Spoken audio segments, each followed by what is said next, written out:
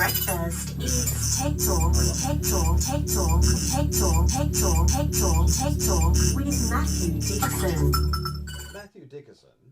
Matthew Dickerson. Richard, How are you? good, thank you. Hologram weddings. What a concept. What do you reckon? Do holograms work?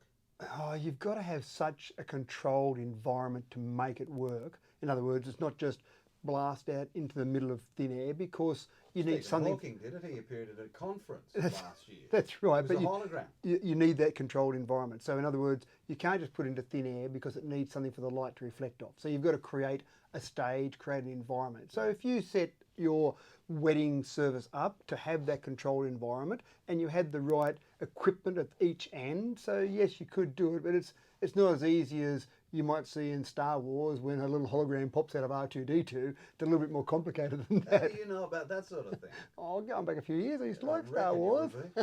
They reckon next year we're going to see hologram concerts because of this COVID, which has created an alternative lifestyle. Yeah, it has, definitely has. We'll see Whitney Houston. Michael Jackson will go on tour in a hologram. Can you believe this? What a concept. So the interesting part there is doing a new act, having all the right equipment to record it and actually transmit it to another stage that had all the holographic equipment set up. I can understand that. Taking some old vision, so from people like Michael Jackson, for example, becomes a bit more complicated because you're just taking film footage and then converting it to holograms. But the technology is there. It's whether or not you want to go and spend all that money and expense to have it created. I just brought that up because today is the 75th anniversary of the Queen and Philip's anniversure. Right. They got married on this day. 73 was it? 73 years 73 years ago, wow. Yeah, I wonder if they like each other yet. 9 to 8. During the course of the week, the state government's giving away, they've announced giving away 4 $25 vouchers to spend on dining and entertainment. I've got my own spin on it. I think it's a folly because I can't buy. Can you buy a meal for $25 for a starter? Not much, no. Okay. No. And you're not allowed to spend it on gambling, cigarettes, or alcohol. So if you go into a diner and you order a glass of wine, you can't do that. If you go in, and they say this is supposed to stimulate economy. Yeah. And I get to the reason I want to talk to you about this with Tech Talk, Matt, is that they want to stimulate the economy. I reckon if I go into a bottle shop in a convenience store in Walgett, I'm not saying there's one there, but they sell bread and they sell magazines, newspapers, the scratchy, and some alcohol. And if I said, can I have a bottle of wine? I reckon that's stimulating their economy. Getting to the point why I want to talk to you about this, you can only get this by going to Services New South Wales. You know, they've got another job to do now. But you can only go to Services New South Wales if you get an app of Services New South Wales on your phone. Not everyone can get an app on their phone. No, and that's certainly part of the problem. And it's talking about having an account with Services New South Wales, and then using the app to access it, walking in with your phone. And when you look at the stats, Richard, 75 years plus, only 84% of that age bracket has a smartphone. So you need a smartphone to be able to use an app to be able to go and claim that. Even if you drop down a bit, 65 to 75, only 90%. So there's 10% of the entire group of the economy that would like to go out and sit at a cafe and have a coffee with friends. Yeah. They're excluded. Even when you drop down to 50 to 65, you're only at 95%. So you're still excluding 5%. Below that, you're up around the 98, 99%. So that's fair enough and reasonable there. But more... but those, just cutting in there, those who do it, they're ordering online and it's all coming to home anyway. So they don't need to go out. They're probably right, exactly right. So the other thing that's interesting there is it's not just having a smartphone. What we found during the disastrous COVID app that was released that we've talked about before, Millions 5 of dollars million, down the toilet. 5 million for 14 cases. Yeah. What we found with that was that they relied on people having a modern smartphone. So it wasn't even just having a smartphone, which I've just rattled off some stats there, but it was having a smartphone that was new enough to run the app that they needed. So people were having a smartphone that might have been 4 years old. It was doing everything they needed to do, but then the COVID app came along and suddenly it wouldn't run on their smartphone, so they had to upgrade. The average length of time, and this is average, that people keep a smartphone for is about 3 years and 3 months, which means there's lots of people who upgrade shorter time frames, but also people who upgrade on a much longer time frame. So you might have people with 4 or 5 year old smartphones. That's fine for what they need to do. Yeah. But then suddenly this app comes along, they want to go to a cafe. Oh, I can't use that app. What am I going to do? Then spend $1,000 on your new smartphone to be able to get your $25 voucher. That's not very good accounting, is it? Well, it's stimulating the economy twice, I suppose, if you want to put it that way. What is an app? It's an application, yes? An application, that's correct, yeah. What and, is it? and really, it's just a program. In the old days, when we just had computers and didn't have smartphones, it was just a program, just a series of instructions to make something do what we wanted to do. The Service New South Wales app, for example, gives you the ability to access your driver's licence, your working with children check, things like that on there. And then they've started to put things through like registering at a cafe, or in this case, claiming your voucher. Okay. Where does it appear on your phone? You've typically got a smartphone that's got a number of icons across the screen that you can move. Your phone charge, Contacts, your photos, all those type of Where things. is it on the desktop? Therefore. So somewhere, so basically somewhere on your screen, on your phone of your screen. Yeah. It says what?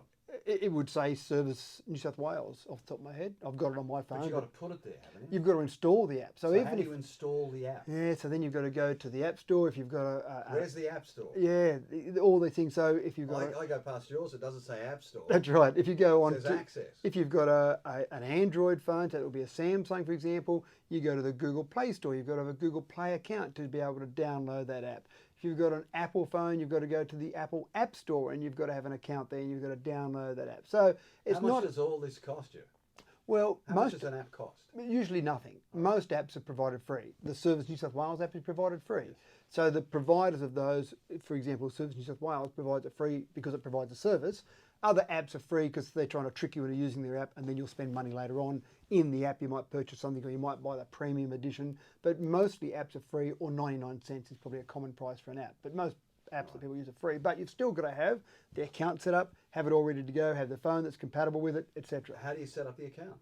You've got to go and put in your life story. You've got to go and put your name, your date of birth, your address, your credit card information, even though your maiden name and all your those favourite things. pet. Yeah, exactly right. Yeah, what you had for breakfast today and every day for the last 6 years. So yeah, there's a bit of a process there. And again, if I go back to that 84% above the age of 75, they're a target market that should be using these vouchers, but it's going to be difficult for them, A, if they don't have a smartphone, B, if they have a smartphone and don't know how to download apps. It becomes complicated to do that, and it's really excluding part of that. One of the things that I've seen in technology over the years, Richard, is that a lot of the technology is developed by people in their 20s, and so they're doing it with their own set of eyes. They're not looking at the solution through the eyes of a 75-year-old, 65-year-old. They're looking at it through their eyes, and it's all easy. And one of the things I actually talked to one of my staff years ago, and he said, blah, blah, blah, just do this. And I went, no, it's not. It might be just for you, but for the customer you're talking to who is not entrenched in the technology community every day, it's not just. What you've just described is incredibly complicated.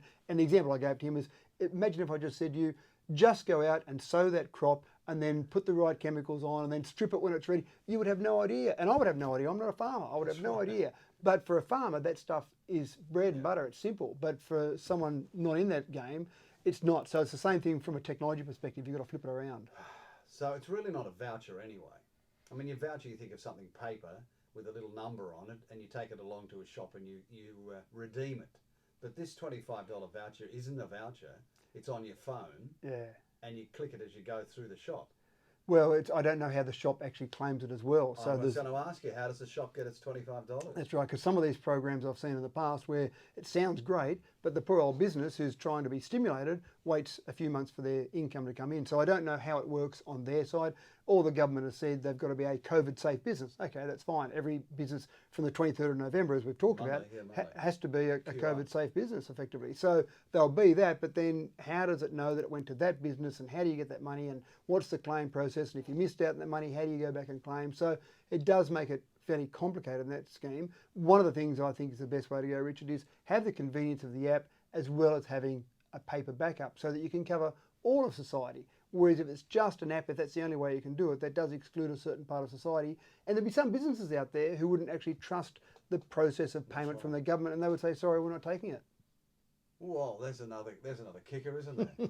Isn't it? Make it simple. I can see these cafes with clandestine mobs hovering outside the windows, looking through eagerly and jealously as groups of others walk through their $25 worth of meal at these restaurants, and they have to stick outside because they can't go in. Yeah. It's too complicated, Matt. Well, that's right. You've got to make it simple for people.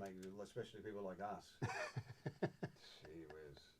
Good luck and morning to Services New South Wales. Something else for you to do, isn't it? Huh? On to you. Breakfast is Tech Talk, Tech Talk, Tech Talk, Tech Talk, Tech Talk, Tech Talk, Tech Talk with Matthew Dickerson.